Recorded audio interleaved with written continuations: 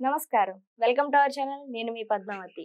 ఈరోజు మనతో పాటు డాక్టర్ ముల్లపూడి సత్యనారాయణ గారు ఉన్నారు. ప్రముఖ ఆధ్యాత్మికవేత్త మరియు జ్యోతిష్య పండితులు. ఈయనతో మాట్లాడి 2025వ సంవత్సరంలో కుంభరాశి వారికి ఏ విధంగా ఉండబోతుందని తెలుసుకునే ప్రయత్నం చేద్దాం. చూసేసేయండి. నమస్కారం గురువుగారు. నమస్కారం మా పద్మావతి. గురువుగారు, ఈ కుంభరాశి వారికి 2025వ సంవత్సరంలో జనవరి 1 నుంచి మార్చి నెల వరకు ఏ విధంగా ఉండబోతుంది? మరి ముఖ్యంగా వీరి ఫలితాలు ఏ విధంగా ఉంటాయి? కుంభరాశి వారికి ఎల్నెట్స్ అని జరుగుతుంది కదా, బాగా హైయెస్ట్ గా జరుగుతుంది. ఓకే. అంటే ఎక్కువ పీడ పెడుతుంది అనమాట. మధ్యలో ఉన్నాడు. అంటే ఈ మకర రాశి సంవత్సరం చాలా ఎక్కువ ఉండబోతుంది ఎక్కువ అంటారు. ఉండబోతుంది. ఓకే. మకరం వెళ్ళిపోతూ మీనం మధ్యలో ఉన్నాడు కాబట్టి హ్మ్. అందువలన వీళ్ళ ఆలోచనలు ఏ విధంగా ఉంటాయంటే, నాయనలారా హ్మ్. కుంభరాశి వారికి ఆదాయంలో ఏమీ ప్రాబ్లం లేదు, హ్మ్. మీకు బ్రహ్మాండంగా డబ్బు వస్తుంది, రావడం లేదు అని మామూలుగా బాధపడకండి, హ్మ్. ఆదాయాల్లో మీకు మార్పు వస్తుంది అని మనం చెప్పామనుకో, హ్మ్. గురుగారు అబద్ధాలు చెప్తున్నారు, కుంభరాశి వారికి డబ్బులు రావు రావు రావు వాళ్ళ మైండ్ ఫిక్స్ చేసేసుకున్నారనమాట. అంటే ఇంకా ఏలినాటి శనిలో హ్మ్. రావు అని పెట్టుకున్నారు. నేను హ్మ్. వందల మందిని చూపించగలను హ్మ్. కుంభరాశి వాళ్ళని. పని లేదు అని బాధపడుతున్నటువంటి వాళ్ళు చేతి నిండా పనితో ఎక్కడ కూడా చేయకుండా ఇక్కడ ఈస్ట్ గోదావరి వెస్ట్ గోదావరికి వెళ్ళి అక్కడ కూడా ఇంటీరియర్ డిజైన్ చేసేటటువంటి వాళ్ళు వందల మందిని చూపిస్తాను నేను. హ్మ్. అంటే కుంభరాశి వారు ఇబ్బందులు పడ్డారు, పాపం అప్పులు చేసుకుంటారు, తర్వాత ఆర్థికంగా చితికిపోతారు, హ్మ్. కొంతకాలం రాదు. అంతేగాని ఏలినట్స్ అని జరుగుతున్న మొత్తం 7.5 సంవత్సరాలు వీళ్ళకి అడుక్కు తినాలా? మరి పాపం ఏం తింటారు మరి డబ్బులు హ్మ్. రాకపోతే? కాబట్టి శనీశ్వరుని అంత క్రూరంగా చూపించేస్తున్నారనమాట. హ్మ్. మనం మంచి చెప్తున్నా కూడా ఎవరో ఒకళ్ళు కామెంట్ హ్మ్. బాక్స్ లో గురుగారు అబద్ధాలు చెప్తున్నారు, డబ్బులు రావంటే ఎట్లా? హ్మ్. కాబట్టి కుంభరాశి వారికి ఇబ్బందులు ఉంటాయి. హ్మ్. మనస్సు అంతా కూడా ప్రశాంతత కోల్పోతారు. ఓకే. చేసే ఆఫీసులో భయంగా వర్క్ చేస్తారు. మానసిక సమస్యలు ఎక్కువ అయిపోతాయి అంటారు ఏం అయితే. నడిచని అంటేనే అది. ఓకే. అంటే ఎవరో ఒకళ్ళ ద్వారా పీడ, హ్మ్. లేకపోతే రోడ్డు మీద నడుస్తున్నటువంటి వాళ్ళకి కుక్క వచ్చి కరుస్తుంది అంటే మనకి భయం. అసలే కుక్కల గుంపులు ఎక్కువైపోయినాయి అవును. ఇప్పుడు. రాత్రి కొంచెం లేట్ వెళితే వాళ్ళు కుక్కల గుంపు వస్తుంది, ఏ కుక్క కరుస్తుందో కూడా తెలియదు, ఏదో రక భయం. హ్మ్. కుంభరాశి వాళ్ళని ఎంతో మందిని కుక్కలు కరిచిన వాళ్ళు ఉన్నారమ్మా. హ్మ్. ఏలినట్స్ శని సమయంలో ఏదో ఒకటి జరుగుతుంది. హ్మ్. యాక్సిడెంటో, కుక్కలు కరవడమో, కింద పడిపోవడమో, ఆర్థిక ఇబ్బందులు, ఇవన్నీ. అంటే ఏళ్ళనాటి శని అంటే దాని అర్థం ఇదంటారు. ఓకే. పీడ. మరి ఇప్పుడు ఏళ్ళనాటి శని కుటుంబంలో ఎవరికొకళ్ళకి ఉంటుంది ఓకే. కానీ కుటుంబం అంతటికి కూడా ఇదే రాశి అనేది ఉండదు కదా! మరి మిగతా రాశులు కూడా కుటుంబంలో ఏకమై ఉంటాయి కాబట్టి దాని ప్రభావితం ఎలా ఉండబోతుందంటారు? అది వండర్ఫుల్ క్వశ్చన్. యు ఆర్ హ్మ్. Brilliant thank. ఇప్పుడు ఏలినాటి శనివాడు ఒక్కడుంటే చాలు ఇంట్లో. హ్మ్.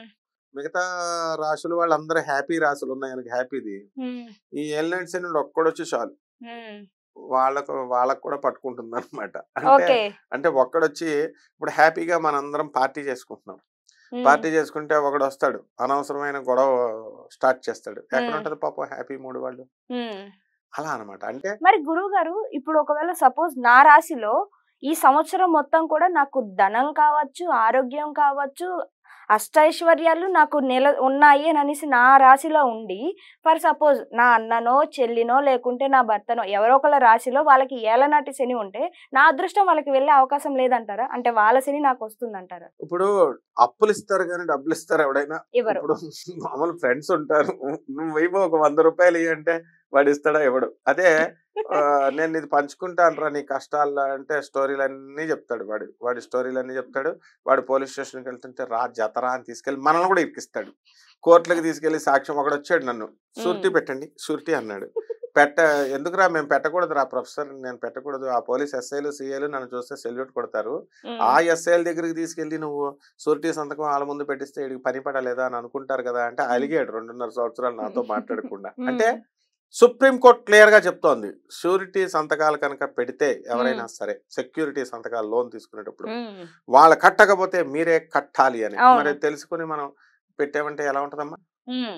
మా నాన్నగారు రైల్వేలో చేసేవారు. కట్టారు. హ్మ్. కడితే వాళ్ళు లోన్ ఇప్పించేవారు అందరికి. హ్మ్. షూరిటీలు పెట్టి. వాళ్ళు ఎగ్గొట్టేవారు. నోటీసులొచ్చేసి ఇంటికి కోర్టు. మా నాన్నగారు కట్టేవారు. సాలరీలో కట్టాయి. అనుభవం రాకపోతే ఇంక మనం బుద్ధిహీనులం అయిపోతాం కదా! అన్నీ చూసి కూడా. అందుకని ఏలినాటి శని ప్రభావంలో శని ప్రభావం వాళ్ళ మీద ఉంటుంది కానీ శుభమైన వాళ్ళ మీద, ఈ శుభమైనటువంటి గ్రహాల వాళ్ళ సుఖాల ప్రభావం ఇటు ఏలినాటి శని అనుభవించే వాడి మీద ఉండదు. ఓకే. తర్వాత అంటే బురదను అంటించవచ్చు మనం, కానీ వాళ్ళ యొక్క మంచి లక్షణాలు నేర్చుకోం కదా మనం. అదనమాట. కాబట్టి ఈ యొక్క ఈ వృత్తి, వ్యాపార, ఉద్యోగ విషయాల్లో అద్భుతం.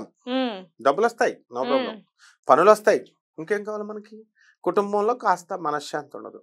అదొక్కటే అనమాట మెయిన్. పెళ్ళం తిట్టడమో, లేకపోతే బయట అప్పులో వాడు గట్టిగా అడగడమో, గట్టిగా అడిగేసరికి మనసు బాధపడ్డమో, ఇలాంటివి. ఇక స్టూడెంట్స్ ఉన్నారు, వీళ్ళు చదవకపోతే ఫెయిల్ అయిపోవడం గ్యారంటీ.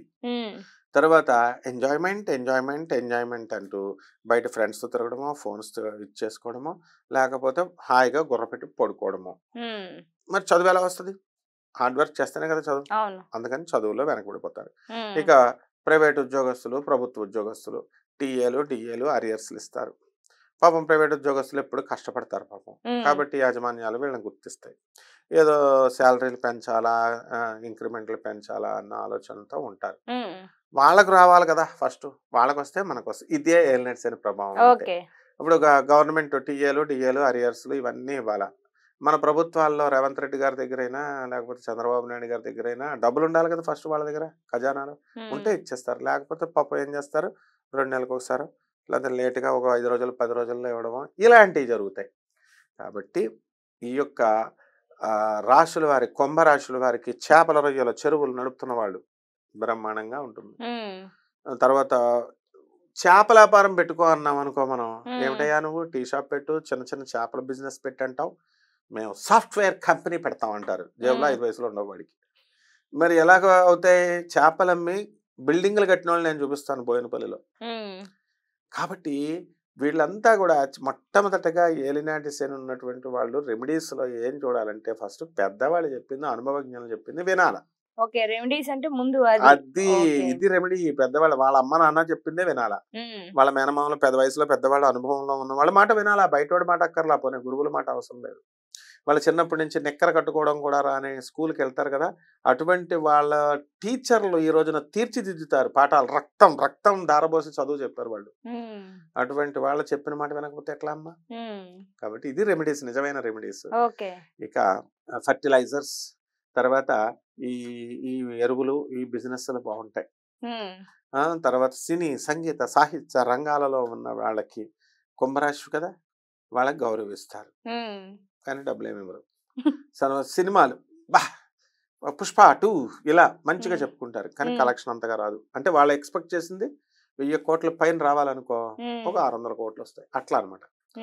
అయితే కుంభరాశి వాళ్ళందరూ తస్మాత్ జాగ్రత్తగా ఉండాల్సిన విషయం ఏంటంటే, అపనిందల పాలైపోవడానికి అవకాశాలు ఉంటాయి.